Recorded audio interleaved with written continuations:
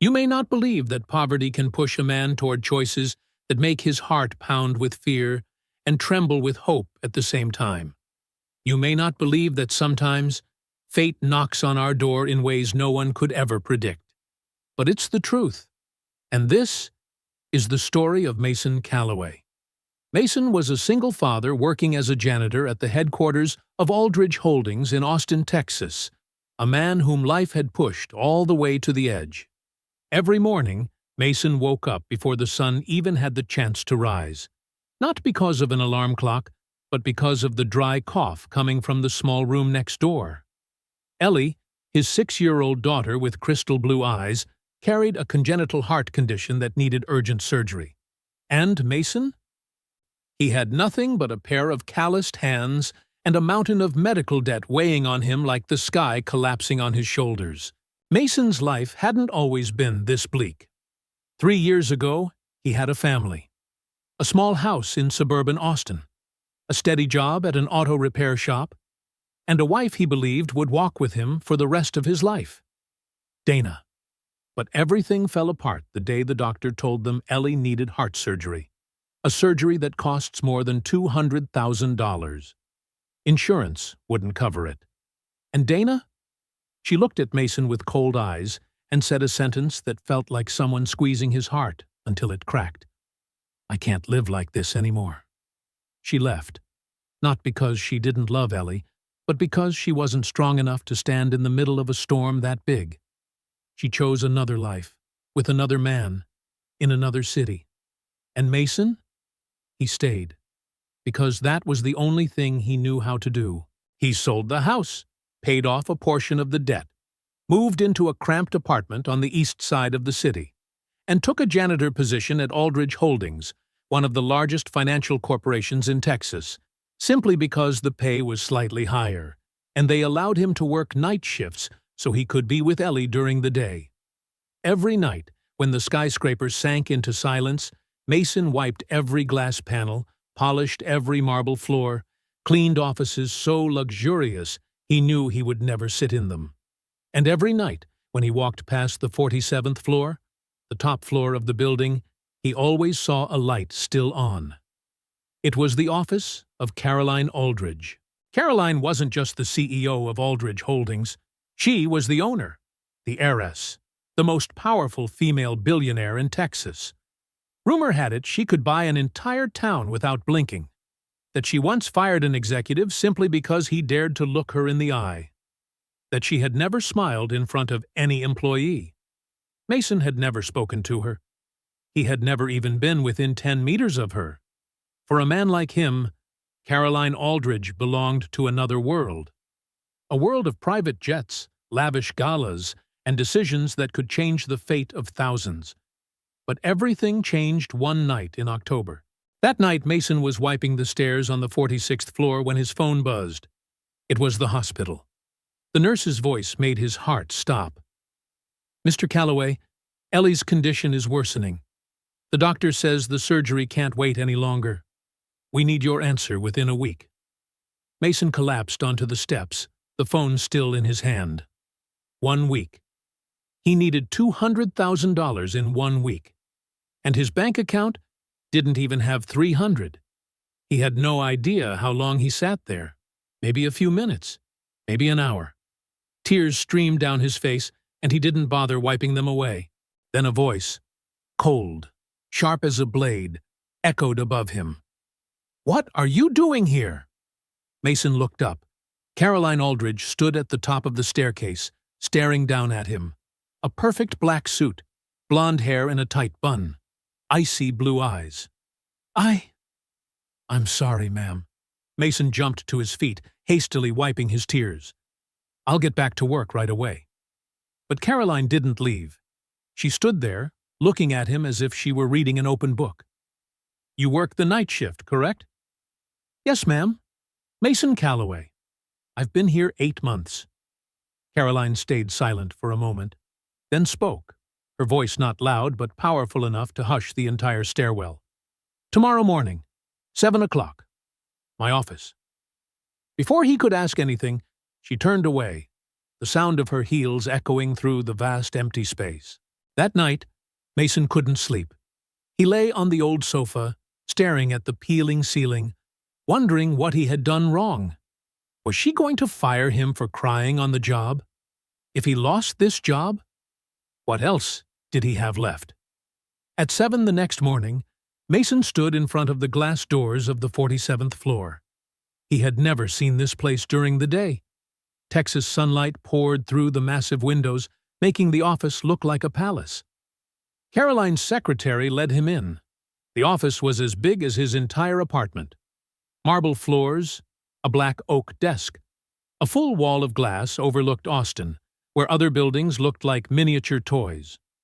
Caroline sat behind her desk. She didn't invite him to sit. She simply looked at him, then pushed a brown leather briefcase forward.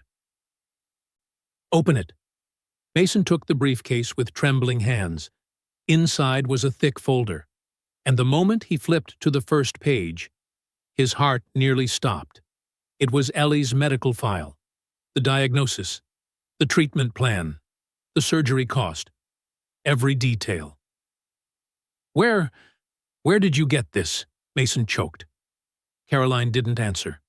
She stood, walked toward the window, her back facing him. "I can help your daughter, Mason. I can pay for the entire surgery, erase all your debts, give you and your child a new home, a new life." Mason stood frozen, as if his soul had left his body. What he heard was too big to be real. Then Caroline turned, her blue eyes sharp and cold. "But in return," she said, each word falling like metal hitting the ground, "you must give me something. Something money can't buy." The room suddenly felt so heavy that Mason could barely breathe. What is it, ma'am?" Caroline walked closer. Close enough for him to smell her expensive perfume. Close enough for him to see the tired folds around her eyes. And in a voice that didn't tremble at all, she said, "I want you to give me a child. If you're still listening at this point, make sure to subscribe so you don't miss the next part, where the truth behind Caroline's offer begins to unfold. But what Mason doesn't know is that the real reason Caroline needs a child is far more bitter and dangerous than he could ever imagine. Can you guess what it is? We will continue right after this. Mason stood there like a statue. He was certain he had misheard. "Ma'am, I don't understand." Caroline returned to her desk, sitting down with the poise of someone far too familiar with controlling everything around her. "You heard me perfectly well, Mason. I don't like repeating myself." "But why? You could have anyone. You could what?" Caroline cut him off, her voice sharp. "Hire a surrogate? Find a man from the upper class? Do you think I haven't tried?" She opened a drawer and pulled out another file, thicker than Ellie's. 15 years, Mason. 15 years I've been searching for a man I could trust. And do you know what I found? She tossed the file onto the desk. Papers spilled out. Covert photos, prenuptial contracts, private investigation reports. The first one, a lawyer in Dallas, secretly signed a deal with a rival firm right before proposing to me. The second, a doctor supposedly respectable, turned out to be dating 3 other women at the same time. The third... Caroline paused. For the first time, Mason saw something different in her eyes. Not anger, pain. The third was Richard Mercer, son of a prestigious family. Handsome, charming, said exactly what I wanted to hear. I nearly married him. She stood and walked to the window, looking down at the city of Austin slowly waking beneath the morning sun. One day before the wedding, I found a prenuptial agreement he had hidden in his briefcase. He'd hired his own lawyer to draft it, with clauses that, if I signed, would give him control of 30% of my assets the moment we married. Mason stayed silent. He didn't know what to say. That was when I understood, Caroline continued, her voice lower. No one wants me. They only want what I have. My name, my wealth, my power. No one sees Caroline. They only see the Aldridge name. She turned and looked directly at Mason. But you're different. Me? Mason couldn't hide his shock. I'm just the janitor, ma'am. Exactly. Caroline nodded. You're the only person in this building who wants nothing from me. You don't flatter. You don't try to get close. You even avoid looking at me whenever I pass by. I just thought that was polite. That's honesty. Caroline stepped closer. 8 months, Mason. I've watched you for 8 months. You work hard. You never complain. You don't steal, not even a pen. And every night at exactly 11, you video call your daughter, no matter how exhausted you are. Mason felt stripped bare. She knew everything about him. I also know about Dana, Caroline said, her tone softening slightly. I know when she left, with whom, and where she is now. I know you have never said one bad word about her in front of Ellie, no matter what she did. Ellie doesn't need to know, Mason murmured. She's lost enough already. Caroline looked at him for a long moment. Then she nodded, as if he had just passed an invisible test. That's why I chose you. You're not perfect, but you're decent. And in my world, decency is rarer than diamonds. She pulled the chair across from her and sat down, for the first time at eye level with Mason. I'm 41, Mason. My biological clock is counting down. The board of directors, those old men who worked with my father before I was even born, are waiting for me to fail. They want me to be heirless so they can tear apart the company my father spent his life building. So you need a child to prove the Aldridge legacy will continue, Caroline nodded. And I need a father I can trust, someone who isn't greedy, someone without political ambitions, someone who will disappear once it's all over, living his own life with enough money to never look back. Mason felt as if he were standing at a cliff's edge. On one side were all the values he'd been raised with: honor, integrity, dignity. On the other side was his daughter, lying in a hospital bed, counting down the days. What if I refuse? Caroline tilted her head slightly, her gaze unwavering. Then you may walk away. No one will ever know about this conversation. You'll continue working as usual. And she paused. I'll find another way. And Ellie? That is not my concern. Caroline's voice turned icy again. I am offering a business deal, Mason, not charity. Mason lowered his head. He looked down at his worn work boots, then at Caroline's expensive heels. 2 worlds, brutally opposite. I need time to think. Caroline stood and returned behind her desk. You have 24 hours, she said, without looking at him. After that, this door closes forever. Mason walked out of the office like a sleepwalker. The secretary eyed him with curiosity, but asked nothing. The elevator carried him down, returning him to the world of ordinary people. But Mason knew, from that moment on, he was no longer ordinary. He had been invited into a game whose rules he did not understand. And the price of losing might be his daughter's life. On the 47th floor, Caroline stood by the window, watching Mason's small figure step out of the building. She hadn't told him everything. She hadn't mentioned the sleepless nights in her empty penthouse, the echo of her own voice in rooms far too large, the feeling of being surrounded by hundreds of employees, yet having not a single friend. And she hadn't mentioned what Dr. Harrison Cole told her 2 weeks ago, that if she wanted a child, this might be her last chance. That time was no longer on her side. That sometimes those who have everything are the ones who have lost the most.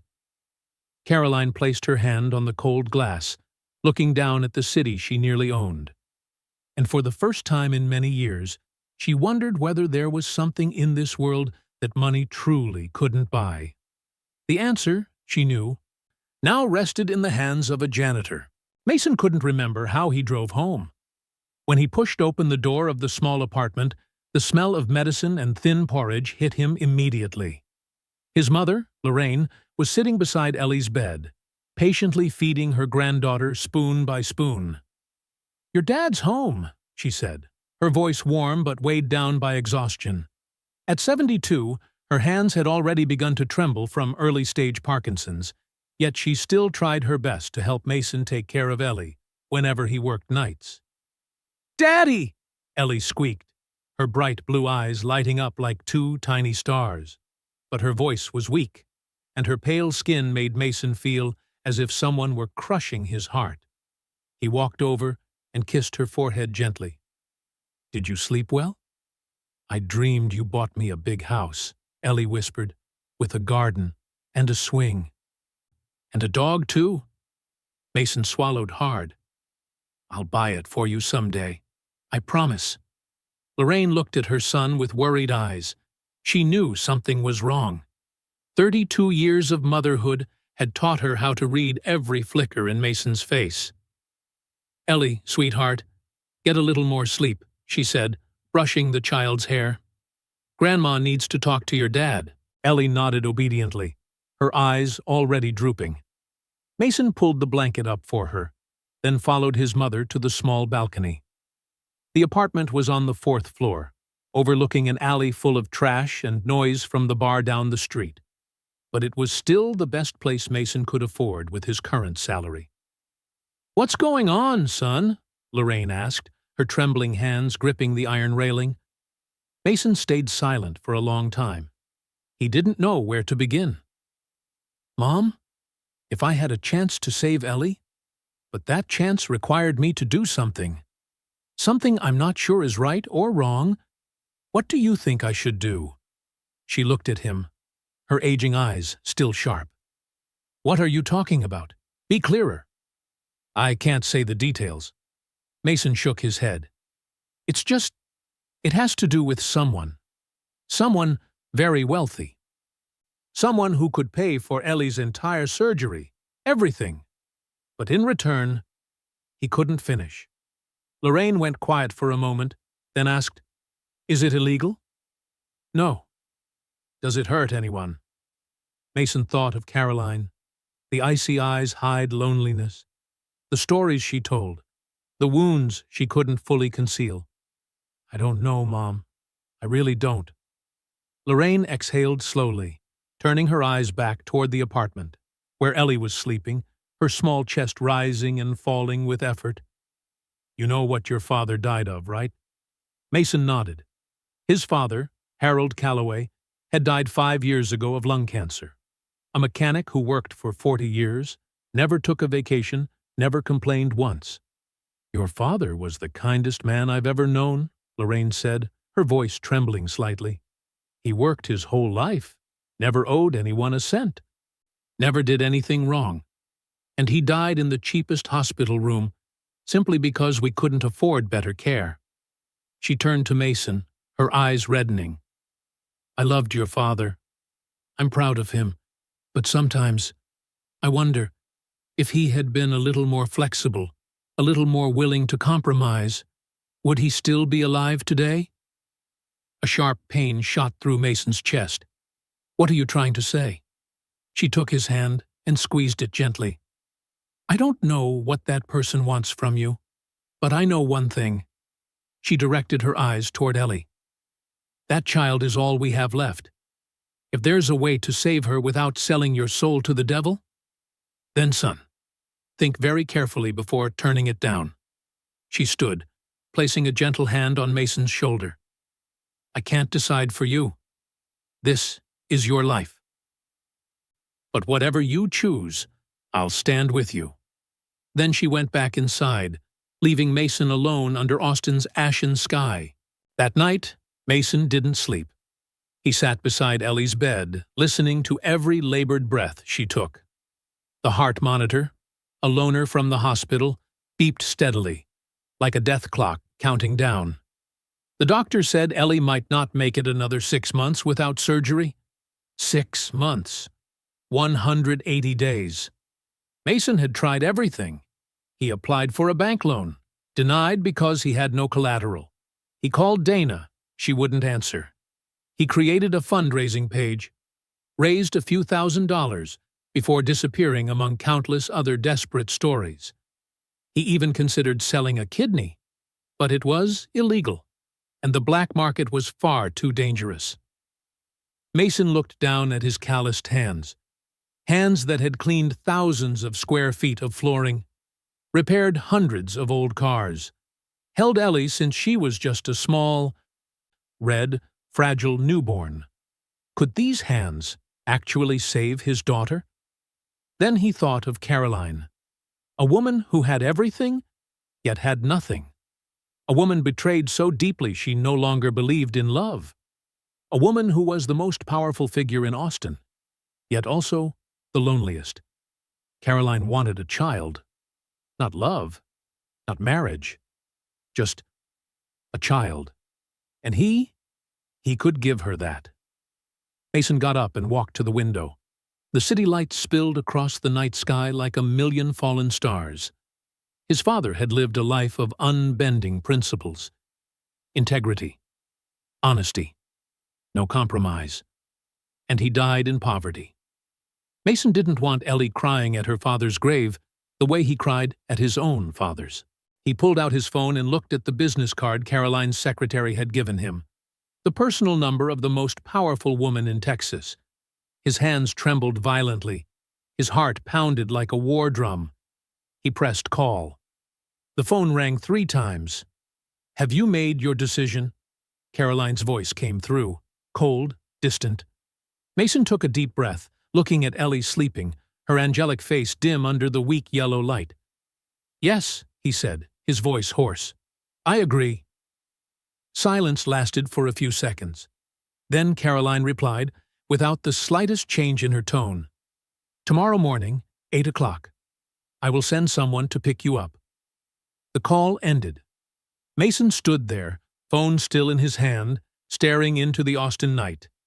He had crossed a boundary, one he could never return from, and he had no idea that from this moment on, his life would be forever changed. Not just because of the deal with Caroline, but because, sometimes, when 2 lonely people brush against each other by accident, what happens next is something no one on earth can ever predict. At exactly 8 in the morning, a sleek black Mercedes pulled up in front of Mason's apartment. He had been up since 6, showered, and put on the neatest clothes he owned, a white shirt that had started to fade, and an old pair of dress pants.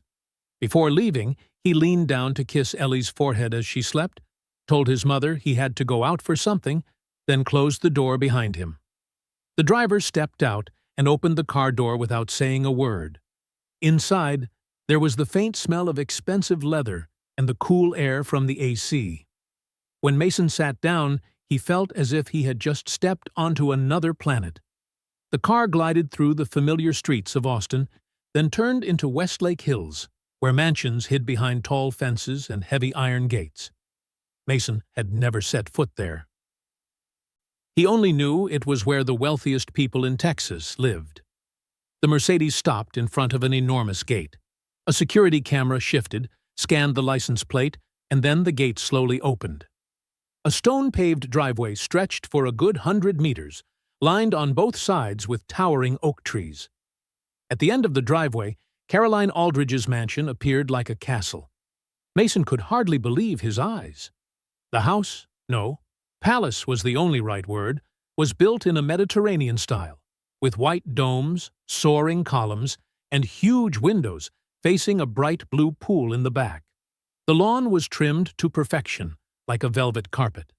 Stone statues stood scattered across the garden, motionless like silent sentries. The driver opened the door. "Mr. Calloway, this way, please." Mason stepped out, his legs slightly shaky. The front door opened, and a middle-aged woman in a housekeeper's uniform appeared. "Mr. Calloway, I'm Margaret. Mrs. Aldridge is waiting for you in the sitting room." Mason followed Margaret across a vast foyer. The polished white marble floor reflected the light from a massive crystal chandelier above. Oil paintings lined the walls, each one probably worth as much as his entire apartment. The air was cold, and so still it felt strange. No laughter, no chatter, none of the sounds of a normal home. Only the echo of Margaret's heels in the empty space. Caroline was sitting in the living room by a stone fireplace. She wore a light gray dress, her blonde hair falling loosely over her shoulders, her blue eyes following his every step. "Sit," she said, pointing to the chair across from her. Mason sat down. The chair was so soft, he felt as if his body were sinking into clouds. "Have you had breakfast?" No, ma'am." Caroline gave Margaret a brief nod. A few minutes later, a small table was wheeled in, loaded with toast, fresh fruit, and dishes Mason didn't even know the names of. "Eat," Caroline said. "You'll need your strength." Mason didn't understand what she meant, but he was so hungry he couldn't refuse. He picked up a slice of toast and tried to eat slowly, as politely as he could. Caroline watched him, her gaze as if she were evaluating something very valuable. "Today, Dr. Harrison Cole will come to perform a health check on you," she said. "Blood tests, full examination. I need to be sure you are completely healthy before we proceed." Mason nodded. "I understand. After that, my lawyer will have you sign a non-disclosure agreement. If you break any of its terms, you will lose everything and face very serious legal consequences. Do you understand?" "Yes." Caroline tilted her head slightly, her eyes as sharp as knives. "You have no questions? No worries? No doubts at all?" Mason put the toast down. "Ma'am, I spent the whole night thinking. I know what I'm doing, and I know why I'm doing it." He looked straight at Caroline. "My daughter is waiting. I no longer have the luxury of doubt or hesitation." Caroline was silent for a moment, then nodded. For a brief second, a flicker of satisfaction passed through her cold blue eyes. "Good. I like people who know what they want." Dr. Harrison Cole arrived in the afternoon. He was a man in his 50s, with salt and pepper hair and a calm face. He brought a whole team of nurses and a series of medical devices, as if preparing for surgery rather than a simple health check. They drew blood, took his blood pressure, and listened to his heart and lungs. They asked about his family medical history, his diet, his daily habits, even his sex life. Mason answered everything, feeling as though each invisible layer of armor he had was being peeled away. After the medical team left, Dr. Cole stayed behind to speak with Caroline in her study. Mason sat alone in the living room, his eyes wandering over every detail of the luxurious mansion. That was when he noticed not a single family photograph, no wedding pictures, no childhood photos, no snapshots with friends, only art and expensive decorative pieces. Beautiful, perfect, but soulless. This mansion felt more like a museum than a home. Mason stood and walked over to the large window overlooking the garden. The pool shimmered blue in the afternoon sun. A bird landed on the pool's edge, tilted its head to look around, then flapped its wings and flew away. "What are you thinking about?" Mason turned. Caroline was standing behind him, arms crossed. "I was thinking." He hesitated, then answered honestly. "This house is very beautiful, but it's also very quiet." Caroline stepped forward, standing beside him. "Silence is something I can buy," she said, her voice tinged with faint bitterness. "Noise, chaos, uncontrolled emotions. Those are things I do not need." "But you need a child." Caroline turned to him. For a moment, something softened in her eyes. A hint of fragility she quickly concealed. "A child is for the future, for the legacy, for things bigger than personal feelings." Mason said nothing. He wondered whether she truly believed what she had just said, or if she was trying to convince herself. "Your test results are excellent," Caroline continued, changing the subject. "Dr. Cole confirmed you are completely healthy. No genetic diseases. No concerning issues." "So, when will we start?" Caroline looked out the window. "Next week. I need time to prepare some things. In the meantime, you'll stay here." "Here?" Mason was startled. "But my daughter—" "Tomorrow, Ellie will be transferred to the best hospital in Austin," Caroline said, her tone leaving no room for argument. "All expenses will be covered by me. Your mother will also be given comfortable accommodation near the hospital, so she can care for her." Mason parted his lips, about to say something, but Caroline had already turned away. "Margaret will show you to your room. Rest. You'll need your strength for what's coming." She left the room, leaving Mason alone in the vast space. He looked around the mansion, feeling like a small fish dropped into the open ocean. Everything was happening too fast, too overwhelming, far beyond his understanding. But when he thought of Ellie, of her getting treatment at the best hospital, Mason knew he had no right to complain. He had chosen to step into this world, and now he had to accept its rules. That night, Mason lay on the largest bed he had ever seen, in a guest room as big as his old apartment. The AC hummed softly. The sheets were spotless and white, as soft as clouds. Everything was so perfect it felt unreal. But he couldn't sleep. He lay there, staring up at the high ceiling, his mind spinning with images of Ellie, his mother, and whatever awaited him ahead. Mason wasn't entirely sure what he was feeling. Fear? Guilt? Pity? Or some strange emotion he didn't yet dare to name. He only knew one thing. From this moment on, his life and Caroline's were bound together. And that bond might change them both, in ways neither of them could possibly imagine. A week passed like a strange dream. Mason lived in Caroline's mansion, treated like an honored guest. Every meal was prepared by her private chef. New clothes were brought to his room. He didn't have to do anything except wait. But the waiting was heavier than any physical labor he had ever done. During the day, Caroline vanished into meetings, business trips, and phone calls that lasted for hours. She ran the Aldridge Holdings empire like a machine that never stopped. Meanwhile, Mason wandered around the mansion like a shadow. Every day, he video-called Ellie.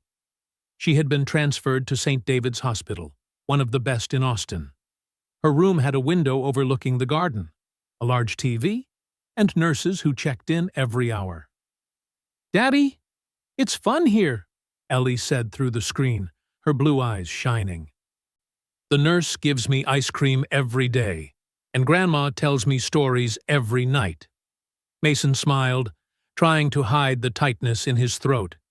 "Be good, sweetheart. Daddy will visit you soon." "Where are you, Daddy? Why don't you come home?" Mason froze. He didn't know how to answer. "Daddy's working far away, baby. A very important job, to get money to help you get better." "What job, Daddy?" "You don't need to worry. I promise. Everything will be okay." Ellie nodded, trusting him completely. And that trust tore Mason apart. He was lying to his daughter, and he hated himself for it. On the 7th night, Caroline called him into her study. The room was on the 2nd floor, with bookshelves stretching up to the ceiling and a massive oak desk in the center. Caroline sat behind it, a glass of red wine swirling in front of her. "Sit," she said, pointing to the chair across from her. Mason pulled the chair out and sat down. He realized this was the first time the two of them had spoken privately since he moved in. "The final test results are in," Caroline began, her voice as calm and cold as ever. "Everything is in order. We can begin." Mason nodded, his throat suddenly dry. "Begin? When?" "Tonight." Silence dropped into the room. Mason felt his heartbeat speeding with each second. Caroline stood, walked to the window. The moonlight poured in, coating her figure in a faint silver sheen. "Are you afraid?" she asked, still facing away from him. Mason didn't answer immediately. He sat there, thinking, then decided to be honest. "Yes." Caroline turned back. "Afraid of what?" "Of many things," Mason said slowly. "Afraid I don't know if this is right or wrong. Afraid I'll regret it later. Afraid." He hesitated. "Afraid of you." "Afraid of me?" Caroline raised an eyebrow. "Not afraid you'll hurt me," Mason quickly clarified, "but afraid." That I don't understand you. I don't know what you really want." Caroline was silent for a long time. Then she did something Mason never expected. She laughed. Not the cold, calculated laugh he had seen before, but a short, bitter laugh, like someone laughing at themselves. "You're the first person to say that to me," she said, her voice softening slightly. "Everyone fears me, but no one dares say it out loud." She walked closer and sat in the chair beside him. It was the first time they had ever sat this close. "You want to know what I truly want?" Caroline turned the glass slowly in her hand. "I'm not even sure anymore." Mason stared at her, surprised. "I thought you always knew what you wanted. You run an entire corporation." "Running a corporation is easy," Caroline cut him off. "There are rules, numbers, strategies. But life—" She shook her head. "Life doesn't have a manual." She took a sip of wine, her gaze drifting far away. "Do you know when I started running the company? When I was 26. My father had a stroke and became bedridden. The board wanted to sell everything. And I, a girl fresh out of college, had to stand up against those wolves in the financial world." "And you won," Mason said quietly. "I won," Caroline nodded. "But it took me 15 years to win. 15 years without rest, without friends, without love. Only work, work, and more work." She set the wine glass down and looked directly at Mason. "Do you know the worst part? That by the time I finally had room to live my life, I realized I had forgotten how." Mason stayed silent. He simply listened. "This house has 12 bedrooms," Caroline continued. "I use one. I have 5 cars. I drive one. I can buy anything in this world, but I cannot buy a single evening of dinner with a family." Her voice tightened. "My mother died when I was 12. Breast cancer." Caroline spoke slowly. "She lay in her hospital bed, holding my hand, and said, 'Caroline, don't be like me. Don't let life pass before you've lived it.' I promised her. And in the end, I still broke that promise." Her blue eyes glimmered under the light. She was crying, but refusing to let the tears fall. "That's why I want a child," she whispered. "Not just for legacy, not for the board, but because I want someone to love, someone who can't leave me because of money, someone who belongs with me." She looked at Mason, and for the first time he saw real vulnerability in her eyes. "Do you think I'm insane?" Mason slowly shook his head. "No, I think you're lonely. Lonely enough to do anything just to not be lonely anymore." Caroline held his gaze for a long moment, then nodded. "Perhaps you're the first person who has ever truly understood me." That night, they walked into Caroline's bedroom.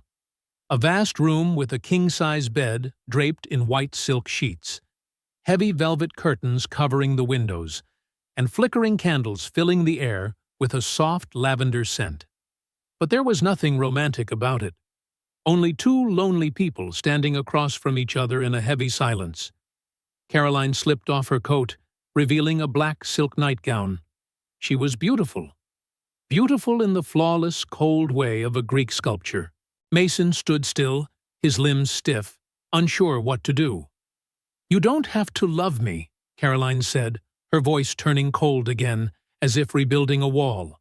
"You only have to do what needs to be done." Mason stepped closer, looking into her blue eyes, searching for something beneath the ice. "Are you sure this is what you want?" Caroline didn't answer. She simply nodded. And that night, in the bedroom of the most powerful woman in Texas, 2 lonely people came together. Not out of love, not out of desire, but out of an agreement, a transaction, an exchange. At least, that's what they both tried to tell themselves. But sometimes, things that begin as a deal end in ways no one ever expects. That night, as Caroline lay in the dark with her back to Mason, She whispered something so softly, he thought he imagined it. "Thank you for not looking at me like an object." Mason didn't reply, but he heard every word, and for the first time he felt something shift inside him. Not guilt, not fear, but compassion. Compassion for a woman who had everything, yet had never once been truly loved. The following weeks passed with a strange rhythm. During the day, Mason went to the hospital to visit Ellie. He sat by her bed, read her stories, watched cartoons with her, and tried to act as if everything was still normal. At night, he returned to Caroline's mansion. They met in the bedroom, did what needed to be done. Then each went back to their own world. At least, that was how things were in the beginning. But slowly, something began to change. One evening, after leaving the bedroom, Mason went down to the kitchen to get a drink of water. He didn't expect to find Caroline there too, sitting alone at the dining table with a bowl of instant noodles in front of her. Instant noodles. The billionaire who owned an empire was eating instant noodles at midnight. "Ma'am." Mason couldn't hide his surprise. Caroline looked up. And for a brief moment, there was a flicker of embarrassment on her face, an expression Mason had never seen on her before. "The chef's gone home, and I don't know how to cook anything else," she said, her voice sounding almost like she was defending herself. Mason opened the fridge. Inside, it was full of fine ingredients: Wagyu beef, fresh seafood, and organic vegetables. "Would you like me to cook something for you?" Caroline looked at him as if he had just said something utterly strange. "You can cook?" Mason smiled. Truly smiled for the first time since he'd stepped into the mansion. "I'm a single dad, ma'am. If I couldn't cook, my daughter would starve." He took a few eggs, some cheese, turned on the stove, and started making fried eggs. The smell of butter melting in the hot pan spread through the huge kitchen. Caroline sat there, silently watching him work, her eyes filled with curiosity. "Where did you learn to cook?" "From my mother," Mason replied, his hands moving quickly over the pan. "When I was a kid, I used to stand and watch her cook." She said a real man is someone who knows how to take care of himself and the people he loves. He placed the plate of eggs in front of Caroline. "It's not anything fancy, but I'm sure it's better than instant noodles." Caroline looked at the eggs, then at him. For a moment, her eyes softened. "Thank you." It was the first time she had thanked him without the cover of darkness. From that night on, things began to change. Caroline no longer left immediately after they had been together. Sometimes she stayed, sitting on the bed or on the sofa, and started talking. She talked about work, about meetings stretched tight like a wire, about rivals waiting for a chance to bring her down, about the decisions she had to make every day, decisions that could affect thousands of people. And Mason listened. He didn't understand much about finance, stocks, or multi-million-dollar deals, but he understood what it felt like to be crushed by pressure. He understood loneliness. He understood what it meant to carry a world on your shoulders with no one to lean on. "Don't you get bored listening to me?" Caroline asked one night. Mason shook his head. "No one gets bored when someone trusts them enough to share." "Ma'am?" Caroline looked at him, her expression unreadable. "You're a very strange man, Mason Calloway." "I'm just a janitor, ma'am." "No." Caroline shook her head slightly. "You're more than that. You just haven't realized it yet." One afternoon, while Mason was at the hospital visiting Ellie, she suddenly asked, "Dad, who's the person paying for my treatment?" Mason froze. "Why do you ask that?" "Grandma said someone kind helped our family," Ellie said, her clear blue eyes fixed on him. "I want to say thank you to them." Mason swallowed hard. He didn't know how to answer. "It's a very special person, sweetheart," he said slowly. "Someday, I'll tell you everything." "Is that person kind, Dad?" Mason thought of Caroline, the cold eyes, the rare smile. The shaky thank you in the dark. That person is complicated, honey, he said. But deep down, I think they're a good person. It's just that life has made them forget how to show it. Ellie nodded, her face thoughtful, like a little girl far older than her years. Like Mommy Dana, Dad? Mason's heart clenched. His daughter still said, Mommy Dana, not Mom. Since the day Dana left, Ellie had never called anyone else Mom again.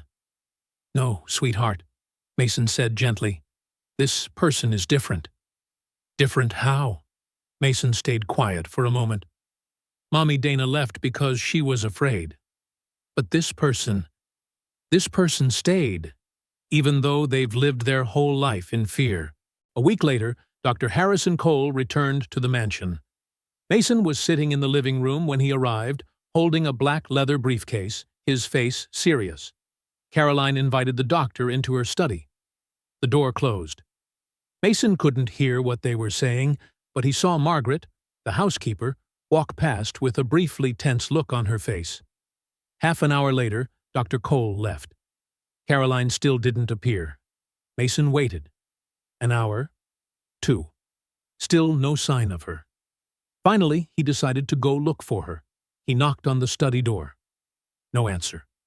Mason pushed the door open and stepped inside. Caroline was sitting by the window, her back to him. Her shoulders were trembling. She was crying. Mason had never seen Caroline cry. Not even the night she talked about her mother had she allowed her tears to fall. He walked closer, awkwardness twisting inside him. Mrs. Aldridge? Caroline didn't turn around. Her voice was hoarse, choked. Dr. Cole said, I'm pregnant. Mason felt as if someone had slammed a hammer into his chest. That's good news, isn't it, ma'am? Caroline turned around. Her face was streaked with tears, but what he saw in her eyes wasn't joy. It was fear. You don't understand, she said, her voice shaking. I've been pregnant twice before. Both times. She trailed off. Mason stood frozen. Twice before? Caroline nodded, the tears starting up again. The first time, I was 28, with Richard, the man I almost married. I miscarried at 10 weeks. After that, I found out the truth about him, and called off the wedding. She took a breath, trying to steady herself. The second time, I was 35. I decided to do it on my own. Artificial insemination. But it was an ectopic pregnancy. I almost died. The doctor said that after that, my chances of getting pregnant were nearly 0. Caroline looked at Mason, her eyes red. You are my last chance, Mason. And now, Dr. Cole says the embryo has implanted in the right place. It's developing normally. Her voice broke. But with my history, the risk of complications is very high. He says I have to rest completely. No stress, no overworking. She let out a laugh, a bitter, broken sound. No overworking. Does he know who I am? I can't stop. If I stop, they'll tear the company apart. Mason didn't stop to think. He stepped closer and knelt down in front of her. You won't be alone, he said, his voice steadier than it had ever been. I know I'm just a janitor.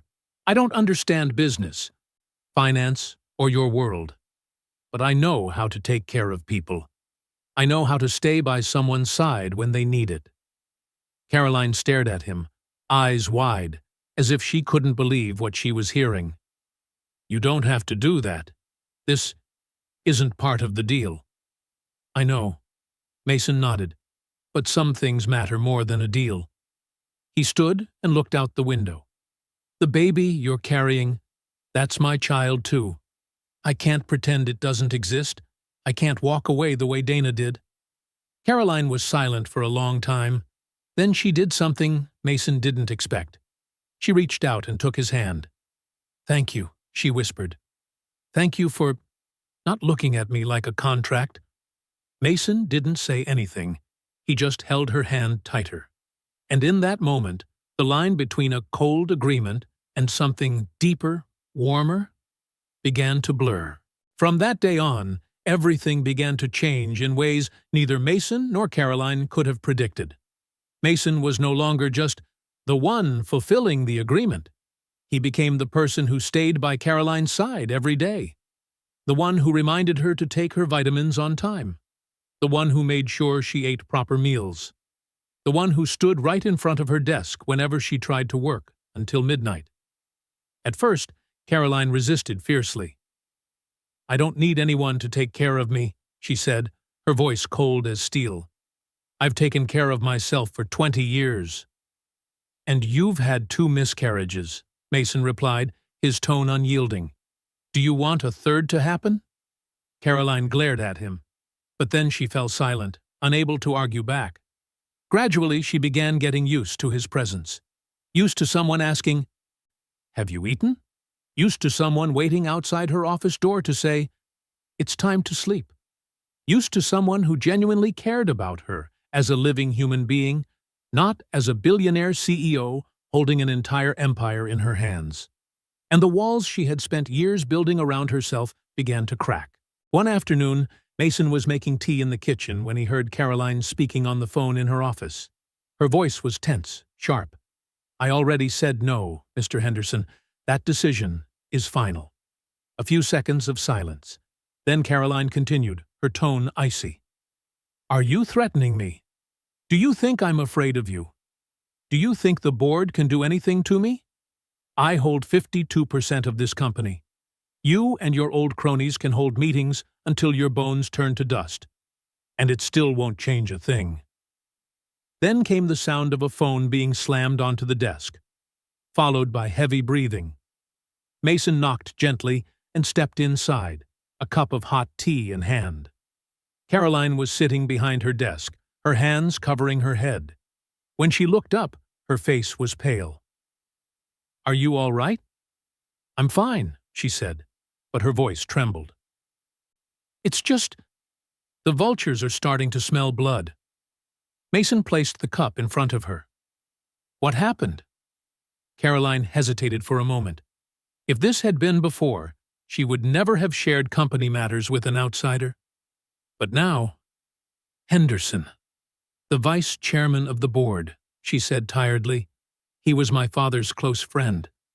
Ever since my father died, he's believed he should be the one running the company, not me." "What does he want?" "He noticed I've been reducing my workload, missing a few important meetings, that I'm changing." Caroline looked up at Mason. "He suspects something's wrong, and he's trying to dig until he finds it." A cold chill ran through Mason's spine. "Does he know about us yet?" "No." Caroline shook her head. "But he has people watching me. I'm certain." She stood up and walked to the window. "If he finds out about our agreement, he'll turn it into a weapon.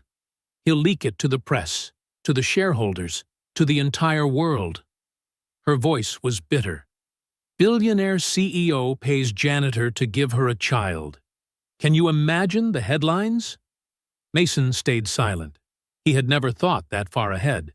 He'd focused only on Ellie, on the surgery, on saving his daughter, and had forgotten that Caroline had everything to lose. "I'm sorry," he murmured. "I never wanted to bring trouble to you." Caroline turned around, looking straight at him.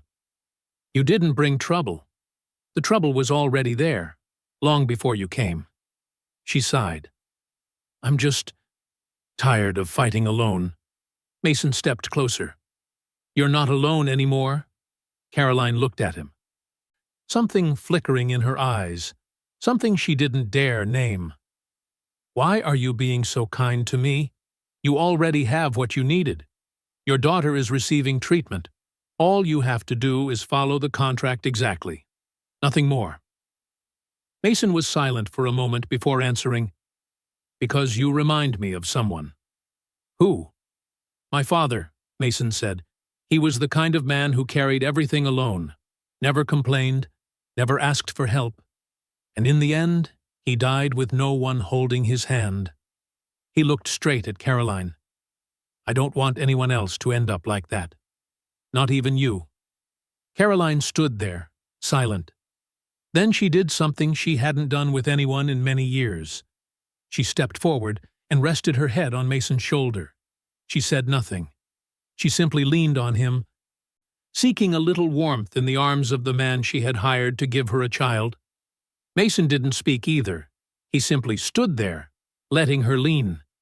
And in that moment, they both understood that whatever was happening between them had gone far beyond the boundaries of an agreement. In the days that followed, Mason began to see more clearly who Caroline truly was. She wasn't just the cold billionaire on stage making decisions with a signature. She was also the woman who jolted awake at 3 in the morning from nightmares about her mother. She was the woman who sat alone at night reading children's books, the same ones her mother used to read to her. She was the woman who kept an old worn teddy bear in her bedside drawer, the last gift her mother gave her before she died. One night, Mason woke abruptly to the sound of muffled crying. He followed the sound down the hallway to a room at the very end, a room he had never seen open since the day he moved in. The door was slightly ajar. Mason pushed it gently. Caroline was sitting on the floor, clutching an old wooden box, tears streaming down her face. Mason tapped lightly on the doorframe.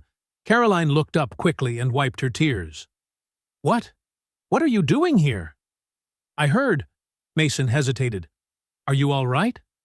Caroline looked down at the box in her lap. Inside were old photographs, a few handwritten letters, and a tarnished silver bracelet. "Today is my mother's death anniversary," she said, her voice raw. "It's been 29 years. Mason stepped into the room and sat beside her. This room was unlike any other in the mansion. No luxurious furniture, no expensive art. Just a small single bed, a little table, and the walls covered with photographs. Photos of a gentle smiling blonde woman holding a little girl in her arms. "This was my mother's room," Caroline whispered. "I kept everything the same since the day she died. No one comes in here, not even the cleaners." She handed Mason a picture. "This was the last photo we took together, a week before she passed." Mason looked at it. Caroline was around 11 or 12, smiling brightly beside her mother. The eyes of the little girl in the picture were bright and innocent. Nothing like the coldness of the woman beside him now. "She was beautiful," Mason said. "She was the most wonderful person I ever knew," Caroline whispered. "She didn't care about money or power. She just wanted a happy family. She wanted to see me grow up. She wanted grandchildren to hold." Her voice broke. But none of that ever came true. Mason didn't know what to say. He simply sat there quietly, letting the silence between them become something other than loneliness. "You know," Caroline said after a long while, "the baby I'm carrying, if it's a girl, I want to name her after my mother." "What was her name?" "Eleanor." Caroline smiled faintly through her tears. "Eleanor Rose Aldridge." Mason's heart thudded hard. Eleanor. Ellie. Exactly the same name as his daughter. He didn't say it aloud, but the coincidence felt like an invisible thread, suddenly tying them together. "That's a beautiful name," he said softly. Caroline nodded. And then she did something she hadn't dared do with anyone else for many years. She began telling Mason about her childhood, about afternoons reading in the garden with her mom, about simple family dinners before her father became consumed by work, about her childhood dreams, not of becoming a CEO or a billionaire, but of having a normal life with a normal family. And Mason listened until the first rays of morning slipped through the window. That night, for the first time in many years, Caroline fell asleep with her head resting on Mason's shoulder. And for the first time in a very long time, she didn't have nightmares. 2 months passed. Caroline's pregnancy progressed so steadily that even she didn't dare believe it. Every week, Dr. Cole came to the mansion for a checkup. He always nodded in satisfaction, and sometimes even allowed himself a faint smile. Rare for someone who had worked in medicine for so many years. "Everything's good." "Very good," he would often say. Caroline's belly had begun to curve slightly, just enough to be noticeable beneath the soft fabric of the loose dresses she'd been wearing lately. A small, fragile curve. But it was the miracle she had waited for her entire life. And Ellie, Mason's little fighter, had finally made it through the biggest surgery of her life. The news from the hospital came on a Tuesday morning. Mason's legs gave out when he heard the words, "The surgery was successful." His knees hit the floor right there in the crowded hallway, both hands covering his face. He didn't remember how long he cried. He only remembered the head surgeon placing a hand on his shoulder, his voice deep and gentle. "She's very strong. We did everything we could." And she responded. The operation had lasted 8 hours.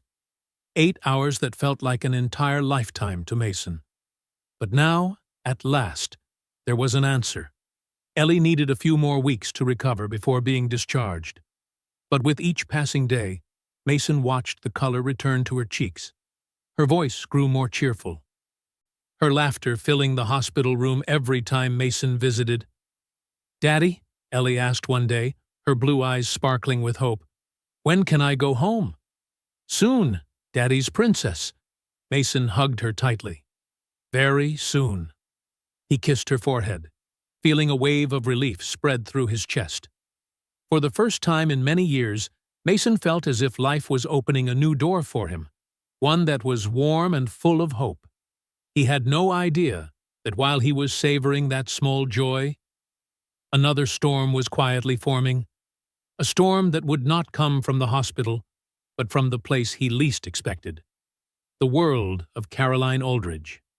My dear friend, if you've stayed with me until this very minute, perhaps you feel it too. The story between Mason, Ellie, and Caroline, which began as a cold, precise agreement, is no longer just a transaction. It has become something harder to name, harder to measure, and, perhaps, harder to escape. Will Caroline be strong enough to protect the child growing inside her, while still safeguarding the empire she sacrificed her entire youth to build?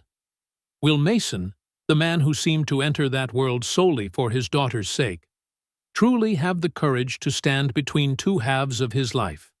On one side, Ellie, the only thing he has, and on the other, Caroline, a woman who seems untouchable yet is more fragile than anyone?